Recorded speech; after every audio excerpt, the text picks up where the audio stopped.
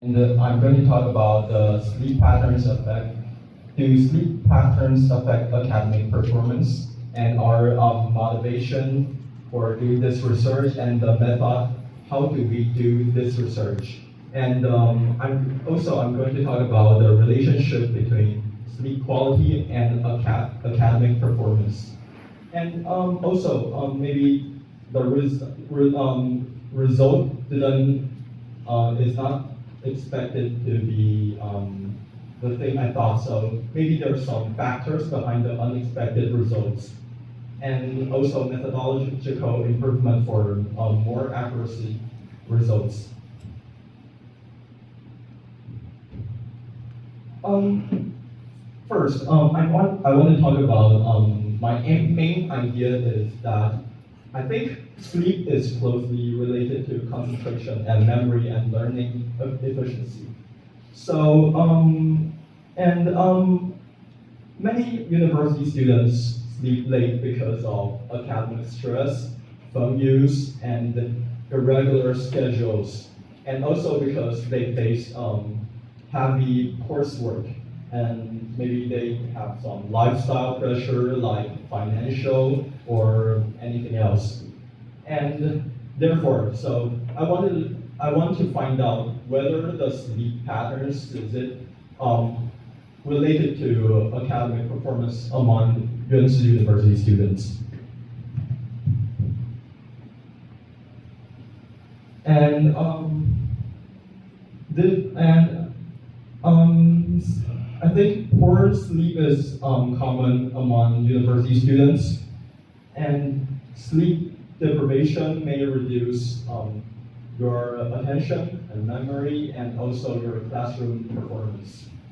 Because if you're late, you can focus on the lecture very well. And also, I think your your thinking ability will also reduce if you don't have enough sleep. Although many studies discuss about sleep, about sleep and GPA, but there is limited research focused on only UNC students. So that's why I want to do this research. And first, I want to say my assumption for this is that the students with poor sleep habits will generally have lower academic performance, but this is only my assumption. And my methodology is I do some quantitative survey-based study, and I use online questionnaire conducted to Google Forms, and I send the files to UNC students and then do this Google Forms. And because of I want to make the results more accurate, so I limit the time for participants to complete the survey in 5 to 10 minutes. And look at this figure. This is our result. We can see that the one who gets the highest GPA is very bad. It's not the person who have good sleep patterns. So does it mean patterns doesn't affect academic performance? Is it true? So I'm thinking about this because I said at first, my assumption is that I think poor sleep patterns will get a lower academic performance. But this doesn't. This result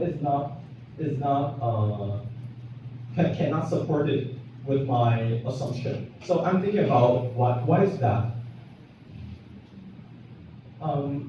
First, GPA. I think GPA may be affected by many factors, not only about your sleep patterns, but I think think these factors including study habits, motivation, and your time management, and also the difficulty of the course and your concentration. And also, there's a but for our investigation, because we only talk about the quality of sleeping patterns, but we didn't talk about why did those students only have these but doesn't have enough time to sleep. So maybe the students with poor sleep may study late at midnight, and so they sacrifice sleep before exams. So that's why they get a higher score, right? And also, sleep may influence concentration and thinking ability, while GPA reflects long-term effort and academic familiarity. That means, I think sleep absolutely influence the concentration in the lecture and when we're doing the exam, and also it will influence your thinking ability. But GPA is not only an exam. GPA is for long-term effort, like do you come to class? Are you active in class? Do you do the homework and anything else? So I think you can't.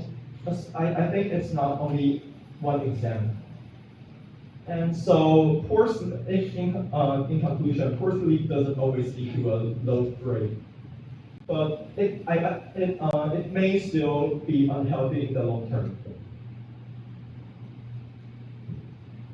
And I think there's some improvement that I can do to make the results work accuracy, just like what I said just now. I think maybe I can do next time. I can do the long-term GPA and the short-term exam results, and compare the long-term sleep quality with short-term sleep quality before exams. And also, I will also have to ask for some factors.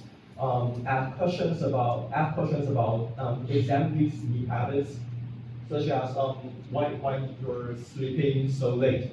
Are you studying at night, or we're playing video games at night?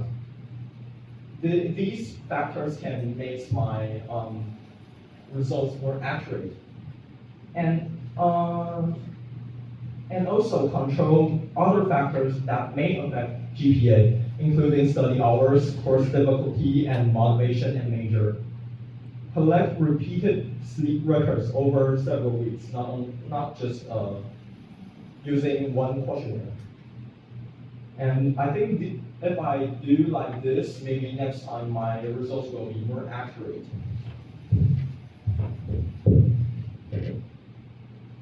Okay, that's my presentation. Thank you, everyone.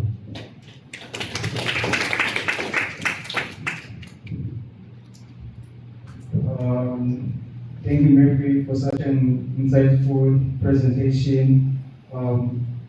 But your presentation wasn't able to reach any of the limits I set, so there wasn't a need for me to break the table.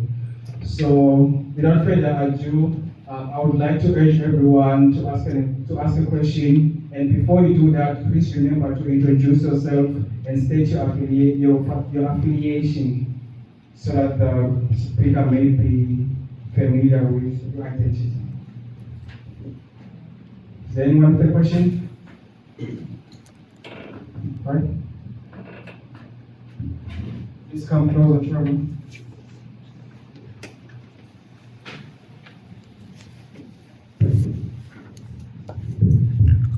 Thank you. Oh, my name is Trevor Banda. I'm a co-author with Murphy on this research. So my question is on his results, where you were showing the background. I noticed that the first background, which were, you said they were like very bad sleepers, but they were able to get like high scores. So maybe I didn't notice you explaining my part. Can you please explain again for me on how then like they were able to get like high scores even though they were bad sleepers. On the part that's showing the background, or you want me to repeat the question? Yes. Okay. On the part where you were showing the results, I saw your, is it the histogram or something? You showed bad sleepers, but they got like high GPA. So I'm asking if you can explain for me again on how they were able to get like high scores even though they were bad sleepers. Okay, so you want me to explain about what bad sleeping patterns, but to get higher GPA? Yeah. Okay. Because for this picture, we can see that some students who had very bad sleep patterns, but they got very high GPA. So I think about because maybe they sacrifice their sleeping time to prepare for the exam, and maybe they prepare every day at night. So that's why they're and also because if the person maybe the person is very care about their scores. So they want to do very well in all the class, and that will makes this person full of pressure because they don't want to lose any points. So including pressure and also you don't have enough time to sleep. So that's why maybe their sleeping pattern is bad, but they got the best GPA score. Thank you. I hope you were able to get what was trying to explain, Trevor. Is that right? Yes, thank you. Thank you so much, Murphy. Also, a question. Okay, just a comment. You would probably be able to get more information from this if you looked at it in the opposite way. People with a GPA over 3, what percentage of people are good sleepers, what percentage of people are bad sleep, what percentage of people are fairly good sleepers. So switch the axes basically, so that GPA is an axis. And so you can see, okay, people with high GPA, say 50% are bad sleepers, 25% are excellent sleepers. That would probably give you more insight into your results if you try to look at them in different ways. Okay, that's all. Okay, thank you. Thank you, Professor White, for the constructive comment. Is there anyone who has a question? Okay, seems like no one would like to ask a question. So without further ado, let's give Murphy a round of applause as he makes his way back to the class. So now we'll move on to our next session, which will be the speaker by Jameson Chen, and he will be presenting about escaping the future and investigation into career anxiety and avoidance coping among university students in Taiwan. Let's give it some few minutes to put up this PPT so that we will start presenting. And while he's doing that, I would like to urge everyone to remind everyone that to please try to keep the noise level low as the speaker is presenting, to avoid disturbances with what he's trying to explain to us. And remember to keep your phones on silent, and that will also help the speaker to concentrate in what he is doing. Ready? Bro, what's your name? Trevor. Okay, thanks. Let's give Jameson a year, everyone. Thank you.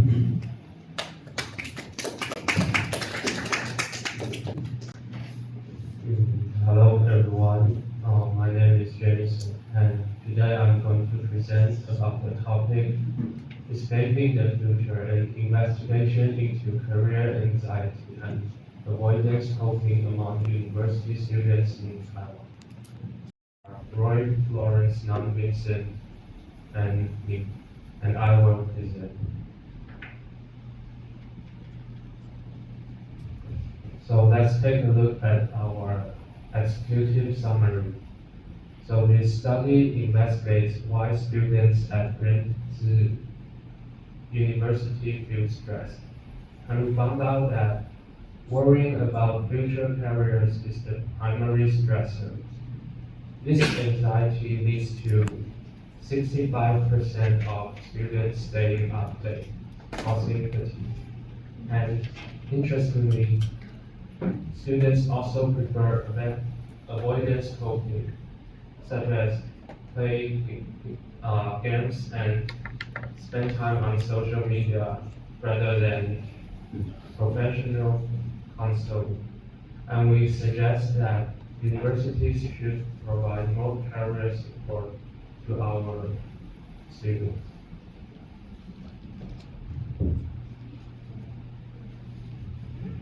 And this is our hypothesis.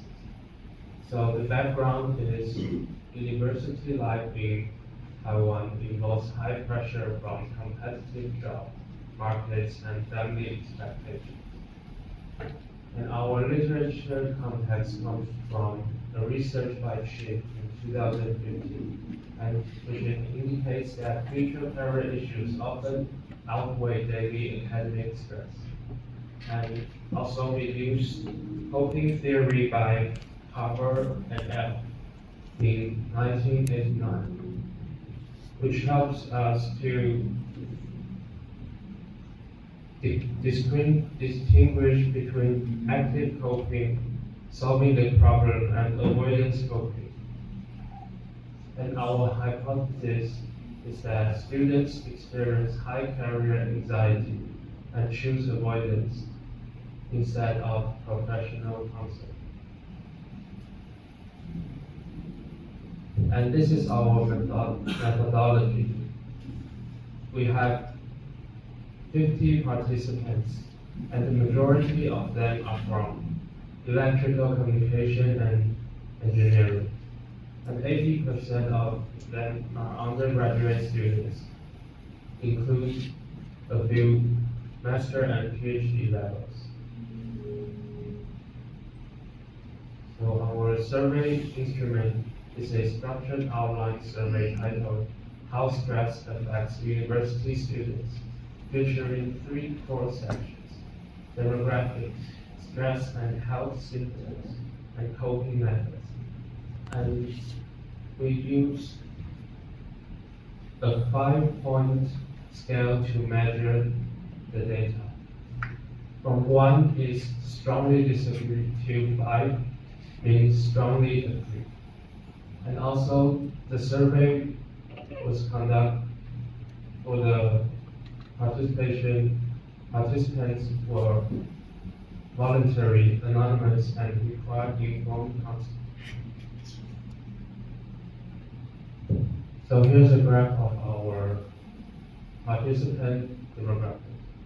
And 30% are men, and 4% are women, and 30% would not say. So you can see 80% are undergraduates, and 65% are from electrical communication engineering.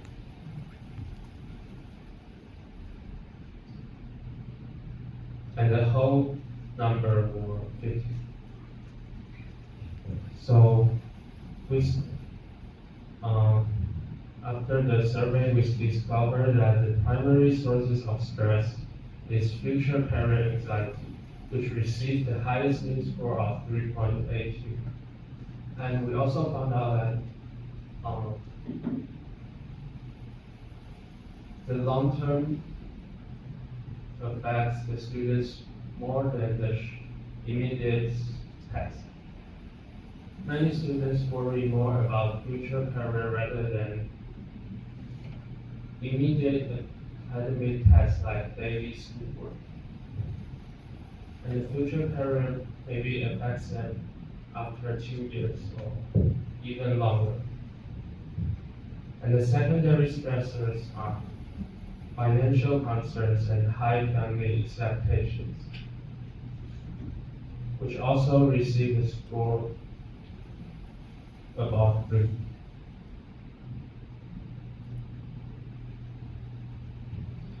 And let's talk about the impact on health and physiology. We found out that many participants have delayed sleep cycle. A staggering 65% of respondents report going to bed after 1 a.m. due to stress-related inability to relax. And physiological symptoms, it increased levels of irritability and anger. And also with the chronic lack of energy and persistent fatigue. And the mean value of that is 3.52. And we observed that physiological pressure is directly manifesting as tangible physical health problems for students.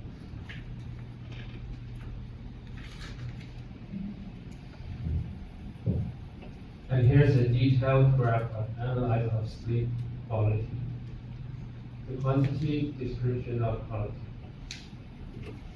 We can see that only 44% of participants have a general acceptable category of sleeping.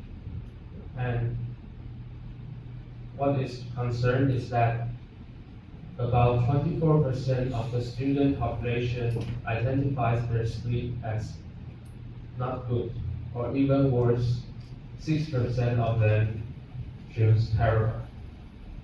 And in contrast to only a small category of 11% of participants experiencing good sleep quality. And here is a detailed graph of analysis of sleep duration, the coping strategies. Digital entertainment, watching TV or gaming is the most popular method, and the mean score is about 3.8. And there's an avoidance of professional help. Seeking help from a counseling center received at the lowest average score, which is only for 2.34. So we analyze that students are reluctant to use formal mental health services, maybe due to perceived stigma or a belief that they can manage that alone.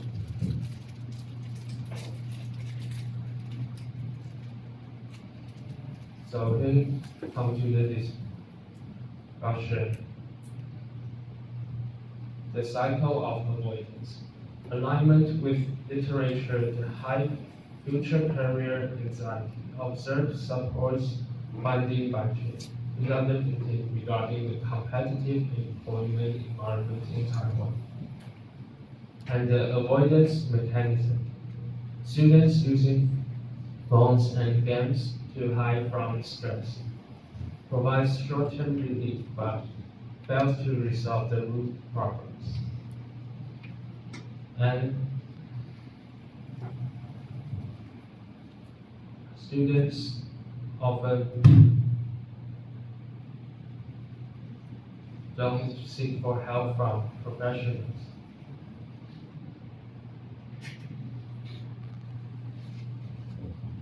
So the conclusion and the strategic recommendations.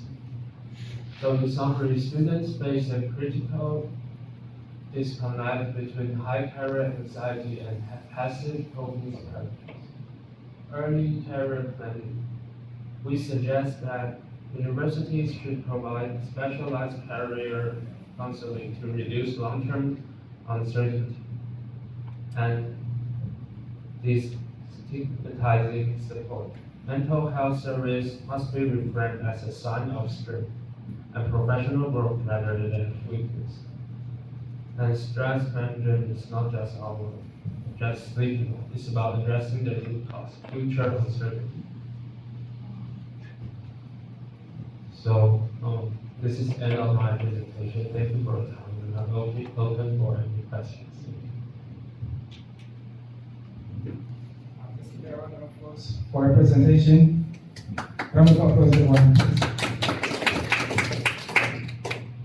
So, I would like to remind everyone again, before asking your questions, please remember to introduce yourself and state your affiliation so that the speaker may be aware of your identity. Anyone with a question?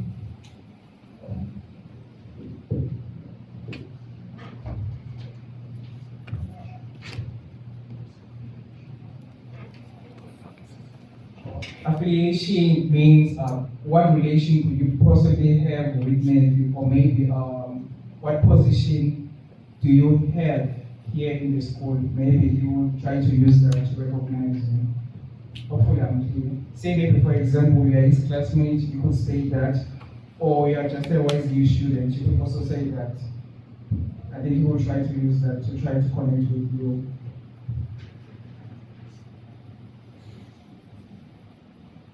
You can say that. Hello, my name is Murphy, and I'm from Yunchi. And my question is, can you tell me your opinion about why you think I see the figure that talk about stress, and I want to know what is your opinion for why the students, yes, this one, think future career is the highest stress source.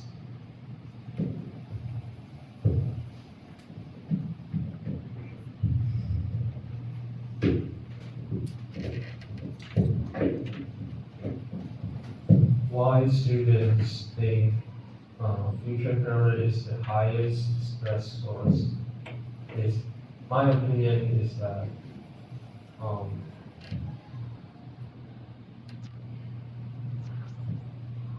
the society in Taiwan, our salary, they, the engineers have high salary, and so we are in this major, and we want to get into the companies such as many technology companies. So that is stressful about our future.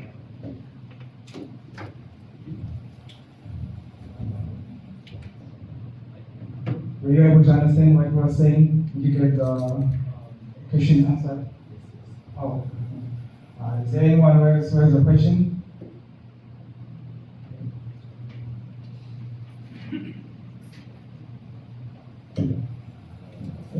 My name is George, and my question is, how did you operationally distinguish avoidance coming from repetitive emotional regulation or temporary stress recovery behaviors?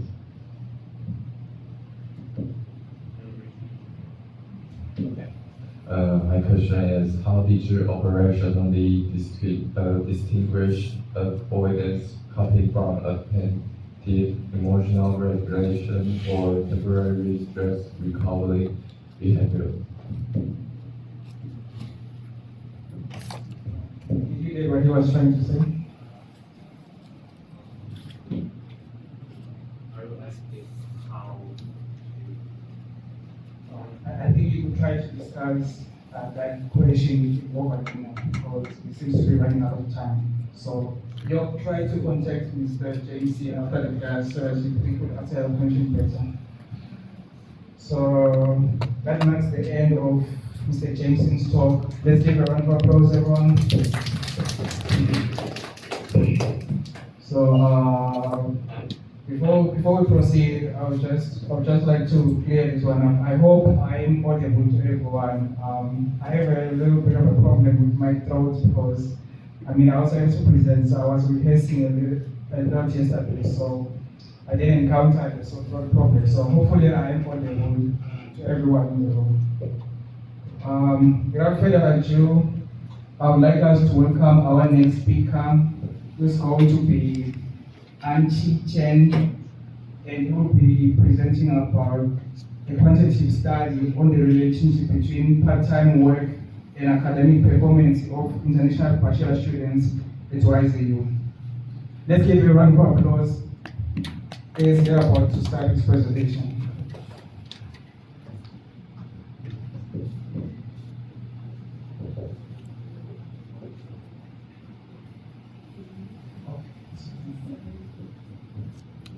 Feel free to ask the chairman for any assistance while you're presenting. It's part of his show.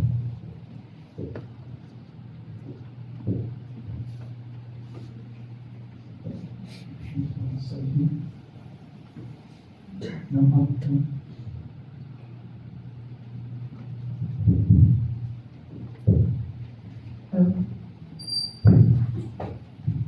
Okay, so good day everyone.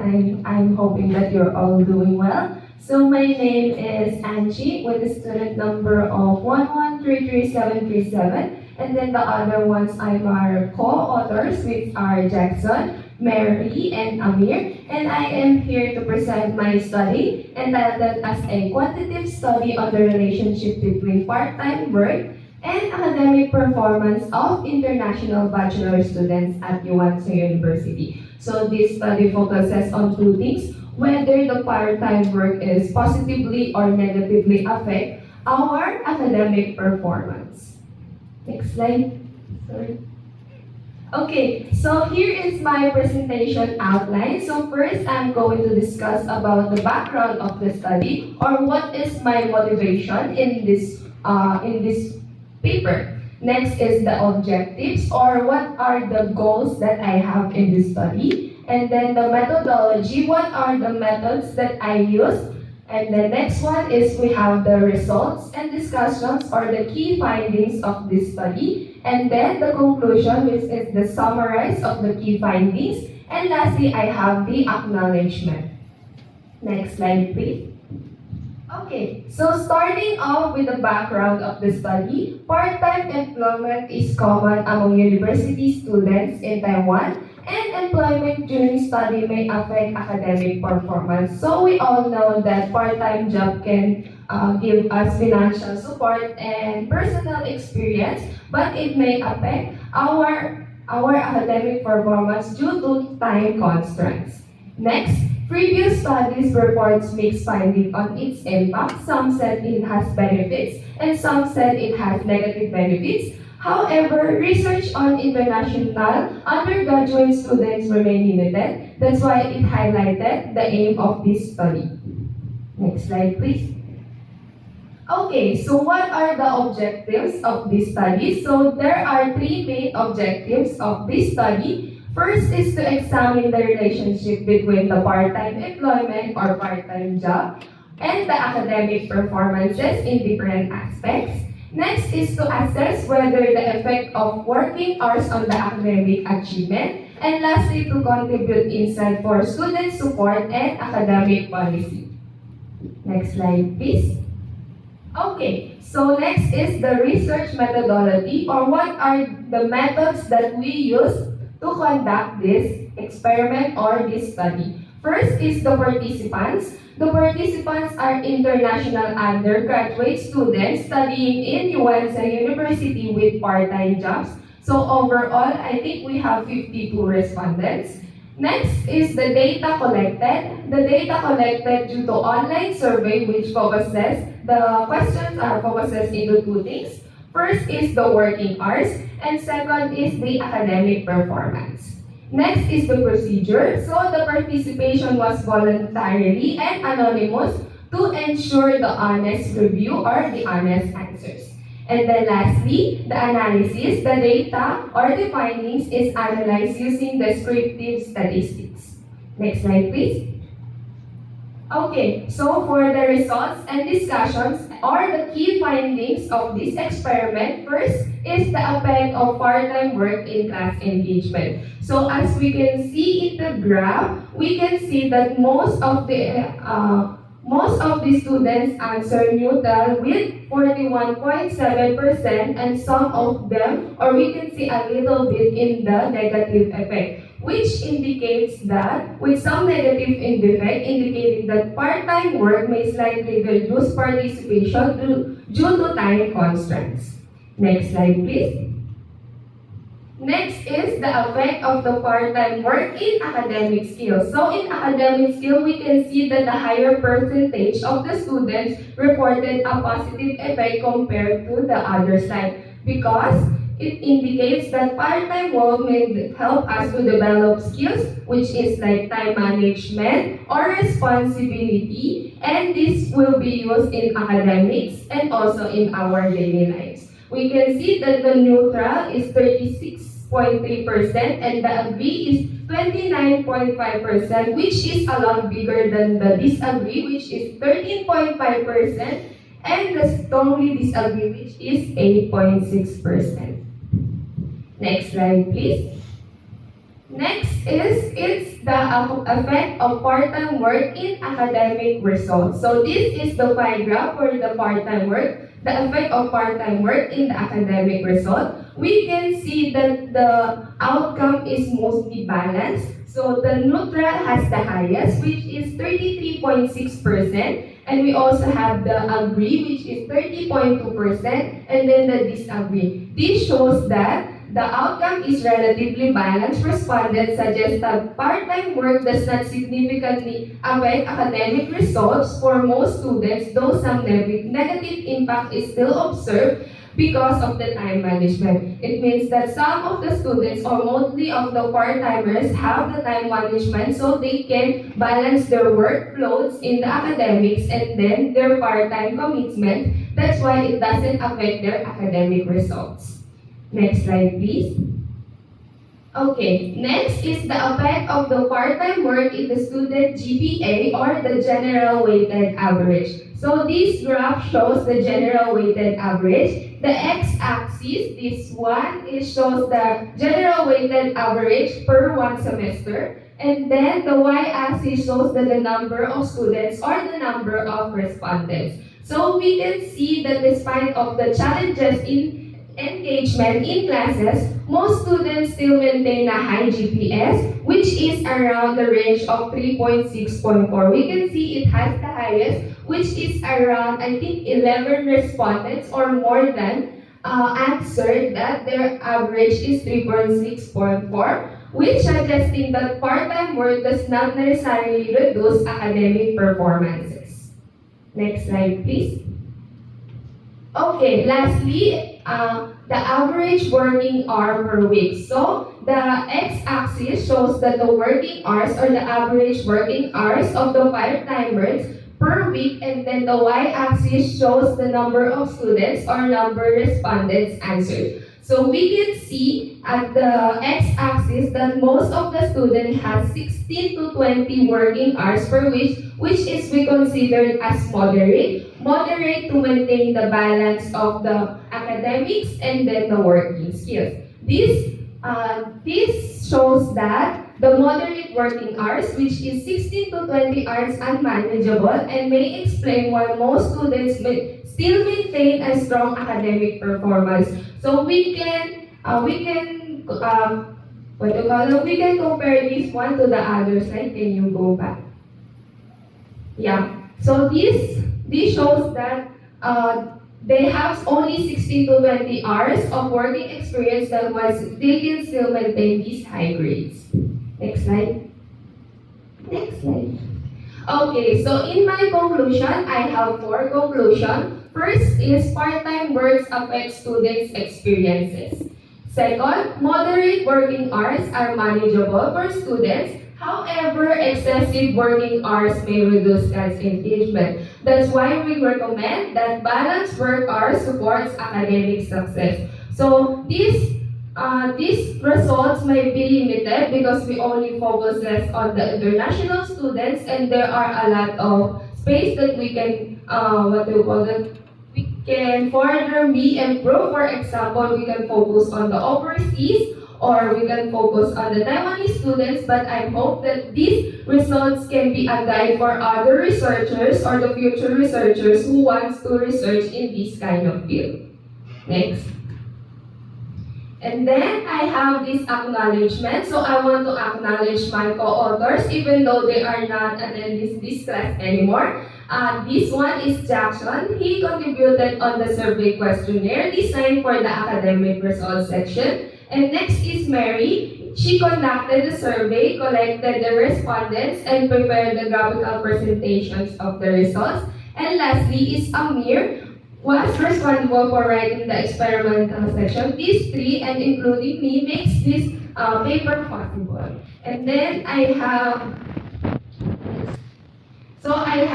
prepared some other more slides in case you have questions. So these one are the limitations of my study. The sample size was relatively small, and the data were collected for only one university, which is only UNC University. And then the results is overall just based on the survey respondents, which has 52 participants. And the other factors affecting academic performances were not examined. So we only focus on three: academic skills, academic engagement, and then the working hours. And then next. Yeah, so these are my recommendations for the future researchers. Students should maintain manageable working hours, and also for the part-timers also. Universities may provide guidance on balancing both work and study. Future studies should include larger and more diverse samples, and additional factors such as stress, sleep, and financial pressure may be explored. So that's it for my presentation. Thank you all for listening, and then I'm passing the mic to the chairperson. Thank you, Angelique, for the presentation, and I'm impressed how you were able to time it to be exactly 10 minutes. That was really impressive.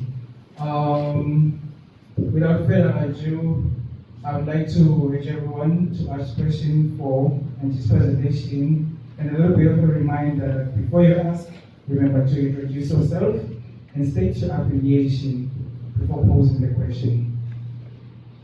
I'll now open the floor for some questions.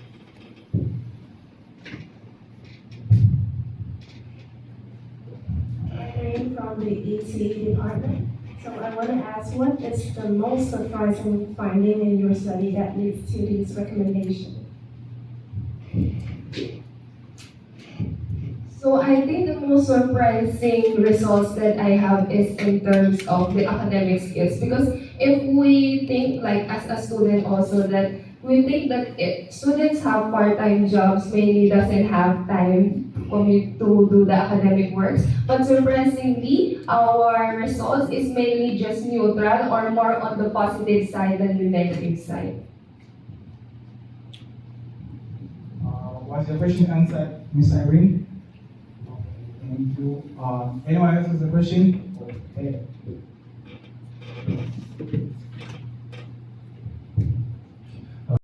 Hello everyone, I'm Irene Nguyen from Vietnam, and today I want to present my study about academic self-efficacy and GPA in an Asian university context, the roles of peer influence, anxiety, and language background. This study was conducted last semester with my groupmate Evander and Shuya Han from the Department of Electrical and Communication Engineering, Yenju University.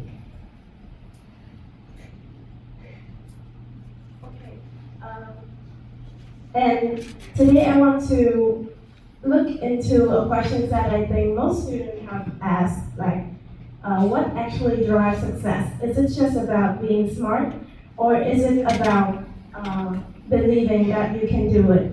So my talk is divided into 5 sections. The first one is Introduction in Theoretical Framework. Next, I'll talk about methodology and participant profile. And then I'll dive into core findings on GPA, peers, and anxiety. Next, I'll analyze the language context and international status, and finally wrap up with conclusion and future outlook. Okay, so we look into a simple yet profound question. Why do some students thrive while others struggle under the same pressure? Well, traditional metrics often just look at IQ or prior grades, but we wanted to investigate whether academic self-efficacy, ASE, served as a better predictor of success than those traditional metrics. And to do that, we looked through the collectivist variable that moves beyond Western individualistic models to see how social circles or peers influence personal confidence. So what did we expect? We set out with 4 main hypotheses.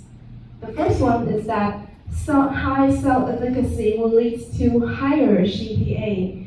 It means there are a high correlation between them. Next, peer motivation will drive individual confidence. Thirdly, anxiety lower grades, which is a common assumption. And finally, higher anxiety means lower resilience, means there is a negative correlation between them. Okay, so to test these, we surveyed 40 university students within a high-pressure Asian university context. So these students are not just from our Yenju University, but also from other Asian countries. And we collected the data by Google Forms using a 7-point scale. And we measured 4 core metrics. First, self-efficacy means the belief in mastering course material. Next, anxiety, emotional stress during exams. Thirdly, resilience, persistent through difficulty. And finally, peer influence, the impact of social modeling. And we finally analyzed these using Pearson correlation to link psychological traits to GPA. And these are the participant profile, and it's quite a unique snapshot. 65% of them are domestic student, and the rest 35% are international. And then 65% are studying in a second language, which add a significant layer of linguistic complexity. And 70% of them are studying in the STEM field, where academic pressure is traditionally very high. So our first finding actually confirmed hypothesis 1. We found a significant link between ASE and GPA, where the correlation is 0.54, as you can see in the graph, is going up. The trend line is going up. And this means that stronger belief in capability will lead to higher achievement. Therefore, self-efficacy is an active psychological driver that helps students persist in challenging environments. But the strongest link in our entire study was the one between peer influence and ASE, with correlation of 0.63, which is the boldest red part. And in our non-Western collectivist setting, I think confidence is contagious. When you see that your friend is working hard and winning, it proves to you that you can do it too. So therefore, confidence is socially embedded rather than just an individual trait. Okay, this leads to quite a counterintuitive finding. We actually found virtually no direct link between test anxiety and GPA. It was 0.01. This actually denied hypothesis 3. And why? We believe there is a mechanism called panic-driven studying. Like when students are afraid of being failed, they would study obsessively. This may protect their GPA in the short term, but like the cost is hidden. As you can see, there is a strong negative correlation between anxiety and resilience, which is minus 0.72. So while these students may be maintaining their GPA, it will affect their mental health and ability to bounce back from academic stress. Okay, so when we looked into the language barrier, we found what we call the international paradox. We found that foreign students, they have higher level of self-efficacy, which is 4.27 for international and versus 3.7 for domestic student, and also a higher stress level, which is 3.81 for international and 3.23 for domestic student. Well, it shows that language barrier actually have a psychological burden on students. Like, when foreign students, they study in another country, they have a high drive to succeed abroad. But this is often accompanied with the high stress environment where they feel like they have to try twice as hard to keep up with the language. So, in conclusion, our data suggests that GPA is an incomplete metric. It fails to reflect the high drive, high stress burden on students. So, for its university to truly support student success, they need to foster supportive social environments, not just tracking grades. So we actually have some recommendations. First, university should foster collaborative study groups to leverage peer influence. Next, they should address language barrier to boost student confidence, not just offering tutoring. And finally, they can support resilient learning environments for sustainable success, not panic-driven study. This is the end of my presentation. Thank you for listening.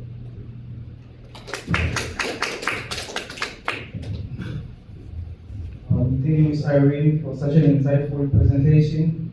Again, I'd like to remind everyone to ask some questions, and before you do, remember to introduce yourself and state your affiliation. Anyone with a question? Oh. Okay, don't have that. Jonathan White, Yenzi University. How do you define success? Yes. What is your definition of success? Success, I mean that they have high GPA and they have a lot of certification and then acknowledgement from other students, from other people. So success equals high GPA? No, but it depends on many, like success means that they achieve what they want. But for me, I want to achieve high GPA, so that is my success. So for you, success equals GPA? No. Okay, thank you. Thank you, Professor, for your question. Anyone else with a question? Okay.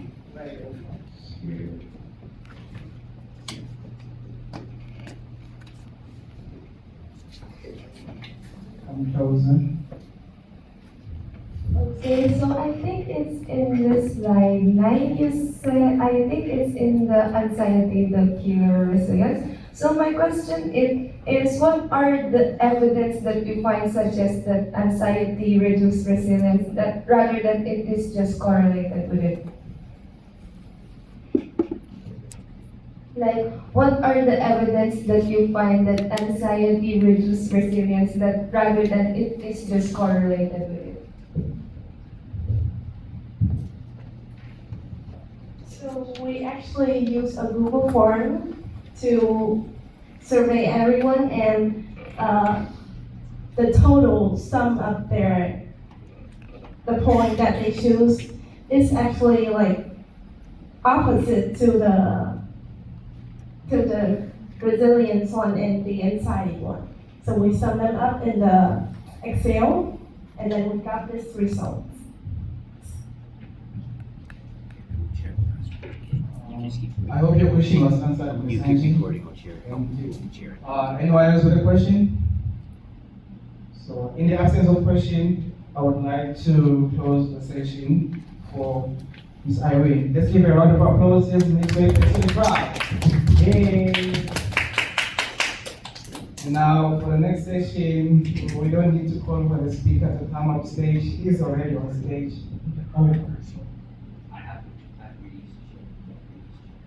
Oh, so right now I'll pass the chairman position to Professor White. Okay. Thank you. Well, now let's welcome our next speaker, which is William. He'll be presenting on something or other. Pardon? Oh.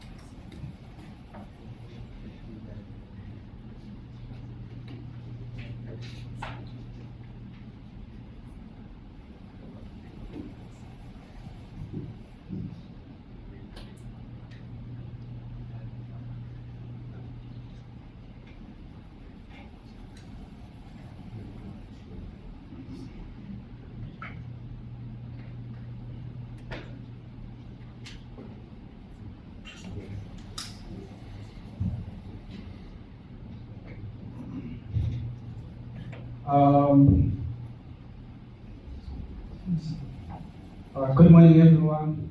My name is Basi Zev Lagati, also known as William, and today we'll be talking about Today we'll be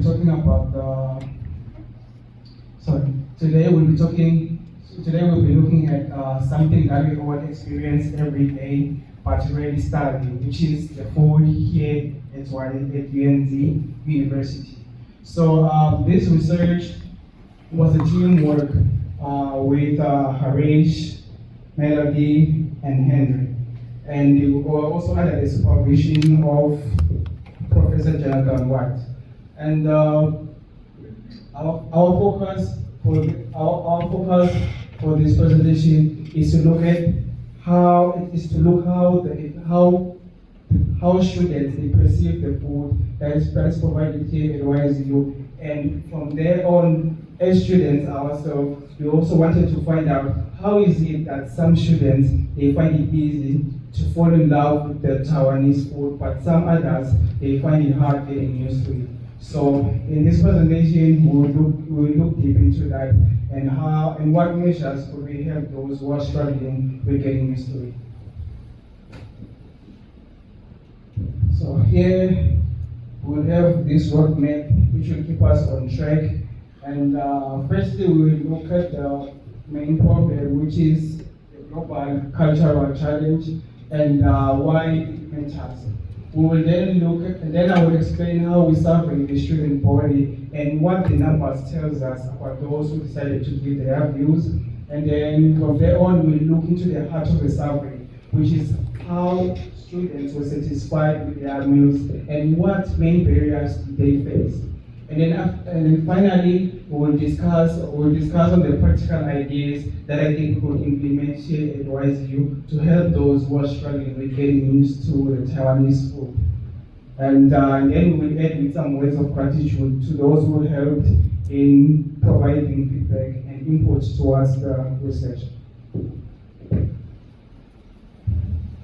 So let's look at the big picture.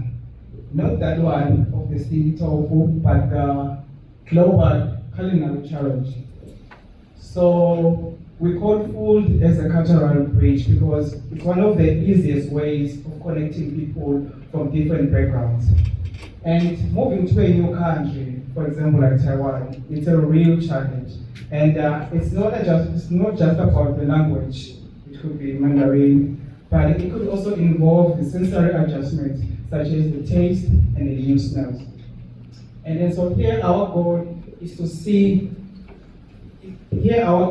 find out if being familiar with the food helps the student adjust better in that environment. And basically, our hypothesis is very simple. It's that if you are familiar with the ingredients, then you will definitely enjoy the food more. Moving on, we will look at the literature review. So this is the previous research that was done by the experts, so we're going to look deeper into them. For example, Lin and Chen, back in 2016, they discovered that familiarity is the key to accepting Taiwanese food. But Lee, in 2012, he pointed out that unfamiliar ingredients are the main barrier or wall that prevents students from getting used to that food.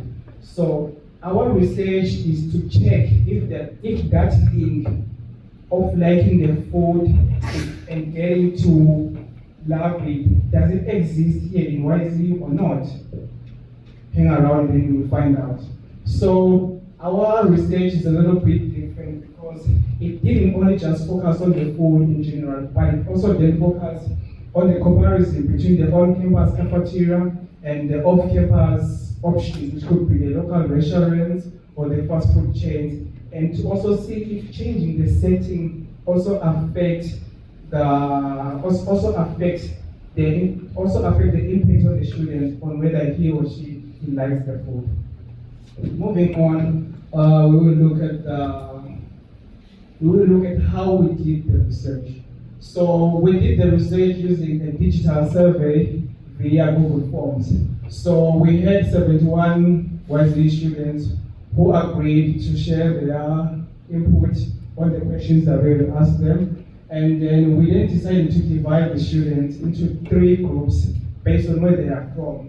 With the first group being the local Taiwanese students, and also students from neighboring Asian countries, and they are the one who seems to be used to the regional, they are the ones who also have similar regional flavors because they are close to Taiwan. And then we also had international students from all over the world. But in the midst of doing that, we had one critical limitation. The survey was densely dominated by the international students, which sort of like gives a problem for our research because it creates a demographical imbalance on the local students. Hopefully that won't really affect the results we're going to get towards the end. So over here on the pie chart, we could see the different sectors for the different groups, and we'll try to relate to them on the results that we get towards the end. And then, so what we did is we made the comparison on the students' experience with the on-campus cafeteria versus the cafeteria, with the on-campus cafeteria versus the off-campus options that they had, which could be like the local restaurants outside the gates and the famous fast food chains like KFC and McDonald's, etc. So that's what we based our results to be from in order to determine our results if they will try to align with the literature review, with the previous research, or maybe it be something different. So moving on, we'll look at the results that we got from the survey. So looking at the information displayed here, we could see that the orange bar chart, which is the one that shows the highest quantity, and of that we could conclude that off-campus had a huge preference among the students because over 62.1 students they mentioned that they prefer off-campus food, and in fact 76.5% of the local students they expressed a high satisfaction with the off-campus options. And then on the other hand, we will look at the blue bars, and we could see that the biggest one that there is at the OK category at a percent of 48.3%. And then of that, we could tell that the students they only dine at the cafeteria only a few weeks per week, which is usually because of the convenience. Say maybe after they finish classes, and if they are finished, the easiest option to go to is to go to the cafeteria to go some food. And then what the trend that I could deduct from these results is that most students, they generally prefer off-campus food, usually because of the taste and also the quality. So hopefully I covered everything in this slide. And then moving on now, we'll take a look at what stops the students from enjoying local Taiwanese food more. So looking at the information presented above, we could see that unfamiliar ingredients was the biggest issue for the challenges that the students face. And 64.3% of the international students, they mentioned having that problem. And also, we also noticed that they also complained about strong flavors, whereby 80.5% of the students, they reported a pungent experience, whereby they came across a smell that was shocking. They came across a smell that's shocking if you're not expecting it, which is from which most pointed out into be the stinky tofu. I mean, from what the name insinuates, I think it's a justified response. I mean, stinky tofu, come on. And then from that, overall, I think the data clearly shows that the international students, they are the ones who face the hardest time adjusting to the food here in Taiwan. And we could also see that a sector of the results, like let me say that for the dietary needs, we could also see that there was also an influence for also the challenges faced by the students. And 12% of the participants, they reported that problem. I wasn't able to display it somewhere as a statistic, but that was also one of the challenges that the students they seem to face.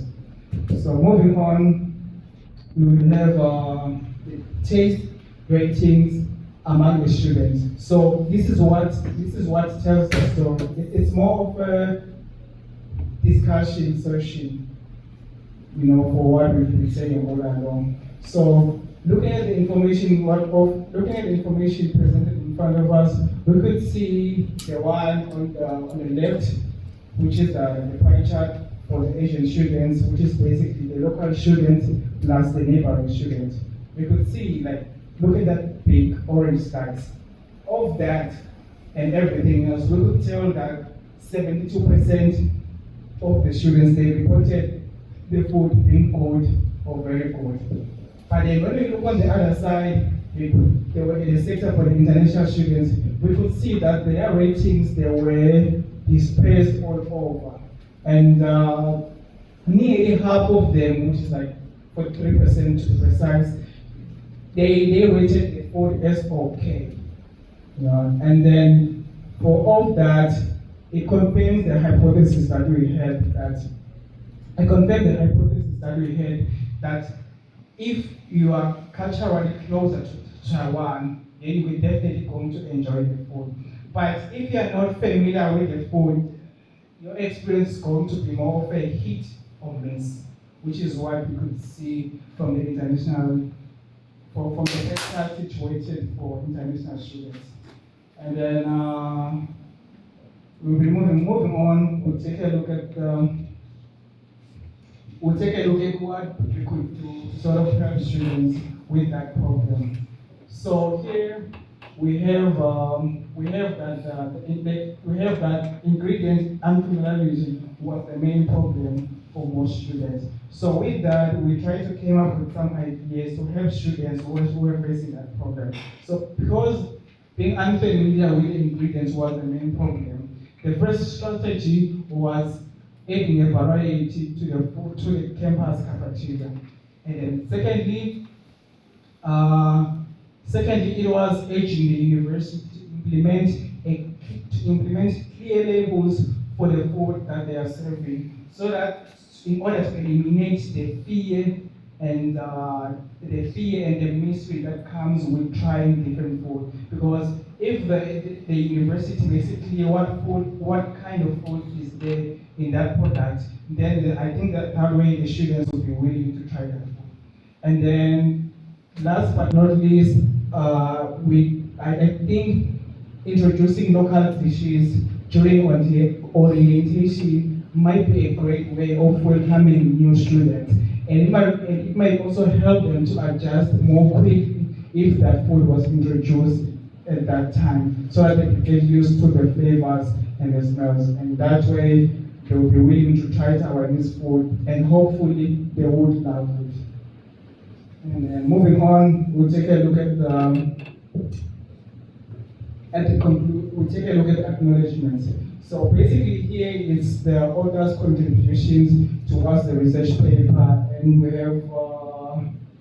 have the study design and the manuscript drafting, which was done by me, and then the survey instruction development and data collection by Haresh, and data analysis and visualization by Henry, which make the information presented on the paper to be colorful or to be easily understood.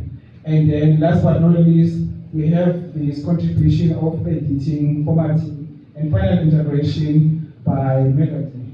So with that being said, we would like to take this opportunity to gratefully thank Professor White for his invaluable guidance throughout this research journey. And we'd also like to send a special thanks to the 71 YZU students who were willing to provide their valuable input, making this research possible. Okay. Thank you, everyone. We thank you, William, for his talk. Due to the that we have now reached 15 minutes, we have no time for questions. This is the ending of, so I'll return the time back to you. Okay, to close the session. But I wasn't alerted when I passed the 10 minutes and the 12 minutes mark. That's why I kept keeping on going on. Huh? I wasn't alerted when there was like. You were, yeah. Yeah. Oh, okay. So thank you, everyone.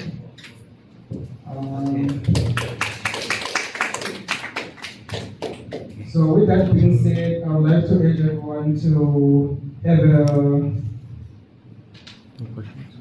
a 30 minutes break, maybe get something to drink, and after that we'll have to start with our next session. Thank you, everyone. Thank you. This is break time, session 1 end.